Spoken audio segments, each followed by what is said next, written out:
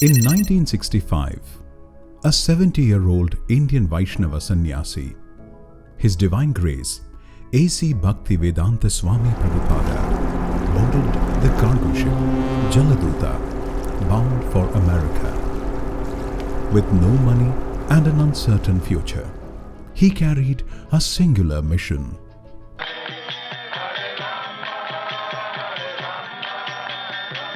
As instructed by his Guru. In July 1966, Srila Prabhupada founded the International Society for Krishna Consciousness, ISKCON, in New York City. Over the next decade, his tireless dedication transformed ISKCON into a global movement with 108 temples, over 10,000 devotees, and millions of copies of Vedic literature distributed worldwide. By 1977, Srila Prabhupada had authored over 70 books and built a multi-million-dollar organization, leaving an indelible mark on the spiritual landscape. In the final months of his pastimes on earth, Srila Prabhupada issued a critical institutional directive on July 9, 1977. Sent to all governing body commission, GBC members and temple presidents, the letter appointed 11 senior disciples to act as Ritviks, representatives of the acharya, for performing initiations. The directive was clear. These Ritviks would officiate first and second initiations on behalf of Srila Prabhupada, and the initiated devotees would be his disciples, not theirs. It was a move meant to preserve the purity of the mission, to prevent spiritual ambition, corruption, or power struggles after his departure. Immediately after Srila Prabhupada's passing in November 1977, everything changed. The very instruction meant to protect ISKCON was quietly ignored. The 11 Ritviks defied his directive. Instead of acting as representatives, they had declared themselves successor acharyas, claiming to be appointed as gurus by Srila Prabhupada. They began initiating disciples for themselves, accepting elaborate worship, lavish thrones, pada puja, and guru dakshina meant for a bona fide acharya. This unauthorized system, known as the zonal acharya system, divided ISKCON into regions controlled by these self-proclaimed gurus. They installed their own vyasasanas in temples, sidelining Srila Prabhupada's position, and demanded absolute loyalty. The GBC, meant to assist temple presidents, became a tool of control, amassing power and suppressing dissent. By 2000, the number of self-appointed gurus had grown to 100, many of whom lacked the spiritual qualifications to uphold the acharya's role. The disobedience to Srila Prabhupada's instructions led to a rapid decay within ISKCON's leadership. The self-proclaimed gurus, unable to maintain the strict spiritual vows required, fell into moral and financial corruption. 9 of the original 11 gurus and 35 of the 100 by 2000 succumbed to scandals. Kirtananda Swami was convicted in 1991 for racketeering, fraud, and involvement in the murder of dissident devotee Sulochana Das. Jayatirtha Das, known for illicit affairs and drug use, was murdered by a disenchanted disciple in 1987. Bhagavan Das fled ISKCON in 1986 with substantial funds, living extravagantly with golden fixtures. Harikesha Swami left in 1998 with millions after an illicit affair. Bhavananda Goswami was expelled in 1987 for homosexual activities. Hridayananda Goswami residing in Beverly Hills, mingled freely with women, departing from sannyasa standards. Satsvarupa Goswami had an affair and wrote explicit content, yet continued as a guru. Rameshwara Swami was found dating teenage girls and left in 1986.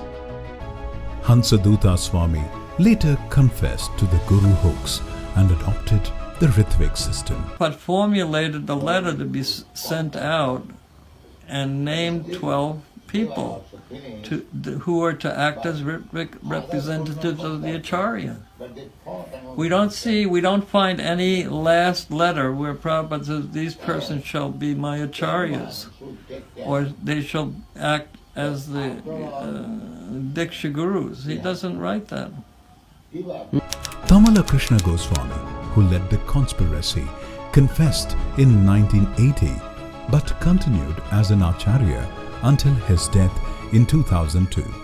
Over 40 gurus, including recent cases like Umapati Swami 2011 and Paramagati Swami 2009, fell from grace, engaging in illicit sex, financial misappropriation, and even child abuse. A 2001 lawsuit by 91 ISKCON children claimed $400 million for physical, emotional, and sexual abuse, leading to ISKCON's bankruptcy and an out-of-court settlement. The lavish lifestyles of gurus funded by disciples' dakshina contrasted sharply with struggling ISKCON temples, institutionalizing corruption within the movement. The rise of the zonal acharyas was met with resistance from devotees loyal to Srila Prabhupada's instructions, but dissenters faced severe repercussions. In 1979, at the Krishna Balaram temple in Vrindavan, India, Guru Kripa Swami refused to allow the self-appointed acharyas to install Vyasasanas or receive Guru Puja, insisting only Jaya Prabhupada be chanted.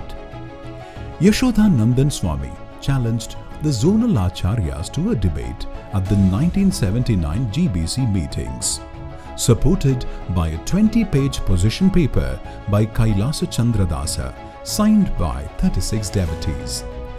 The debate, however, was rigged, with the acharyas using bullying tactics to shout down Pradyumna, who represented the reformers. Jayatirtha Dasa defamed Kailasa Chandra as a black snake, and Rameshwara reportedly threatened to have him killed. The reformers were silenced, and the outcome was predetermined. In 1980, Jadurani, a prominent artist, questioned the purity of Rameshwara and Hansaduta, demanding to hear the May 28, 1977 tape purportedly proving their appointment. When she discovered no such appointment existed, she confronted Rameshwara on the roof of the Los Angeles temple, accusing him of cheating devotees. Rameshwara admitted his fault, removed his Vyasasana, and commissioned a paper proposing a Ritvik system, but the GBC overruled him, threatening to strip his service unless he recanted. Under pressure, he resumed the charade. Jadurani's outspokenness led to her ejection from Los Angeles ISKCON. She was chased down Vatseka Avenue, forcibly put into a car, and expelled. Later, at New Vrindavan, she was physically assaulted by Kirtananda's disciples and evicted in a blood-soaked sari. Sulochana Das, who wrote The Guru Business, exposing the Guru system, was murdered on May 22, 1986 in Los Angeles. Since 1977, these new self-appointed gurus have made 300, 400, 500 disciples each. So right now they hold the power of the movement in their hands. They hold the money, they hold the properties, but they don't hold the morality. Kirtananda Swami and Tirthadasa were convicted in the crime. Puranjana, a vocal critic of Jayatirtha's drug use and illicit affairs, was offered a guru position in Ireland to silence him. When he refused, he was forced to leave ISKCON In 1998, ISKCON Bangalore, under the leadership of Madhu Pandit Dasa, uncovered the treachery of the self-appointed Guru system. Registered as an independent society in 1978 under the Karnataka Societies Registration Act, ISKCON Bangalore built a grand temple on Hare Krishna Hill and launched initiatives like Akshaya Patra, feeding millions of children daily without aid from ISKCON worldwide. It became a cultural landmark, hosting 3 million visitors annually and distributing Vedic literature. Since 1999, ISKCON Bangalore has contested the corrupt Guru system, advocating for Srila Prabhupada as the sole Diksha Guru, as per his July 9, 1977 directive.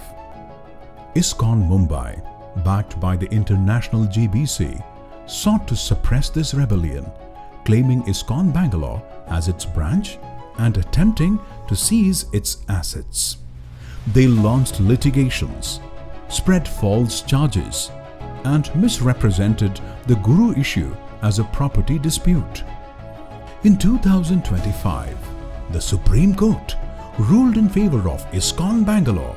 The property in Bangalore belongs to ISKCON Bangalore, which is registered under Karnataka Act. ISKCON Bangalore stands as a beacon of hope, restoring Srila Prabhupada's legacy as the sole Diksha Guru of ISKCON. Under Madhu Pandit Dasa's leadership, it has expanded to 52 centers across India, with temples in cities like Ahmedabad, Jaipur, Hyderabad, Mumbai, Chennai, Vrindavan, and many more. Its Akshaya Patra program, cultural education initiatives, and upcoming Vrindavan Chandrodaya Mandir exemplify its commitment to Srila Prabhupada's mission. Over 1,000 initiated full-time devotees pledges to serve Lord Krishna through Srila Prabhupada's teachings. ISKCON Bangalore invites all to join this vibrant movement dedicated to spreading Krishna consciousness, upholding transparency, and offering spiritual solace in a troubled world. Satyameva Jayate. Truth alone triumphs. Hare Krishna.